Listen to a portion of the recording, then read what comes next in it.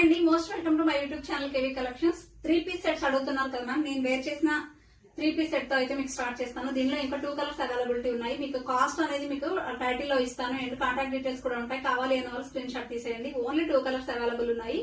చాలా చాలా మంచి డిజైనర్ 3-pieces అండి. ఇవి చూసుకోవచ్చు. హ్యాండ్స్ కూడా మనకు మొత్తం కూడా cut work type flowers design ఇచ్చారు. నీట్ గా వచ్చేసింది వర్క్ ఫినిషింగ్ కూడా.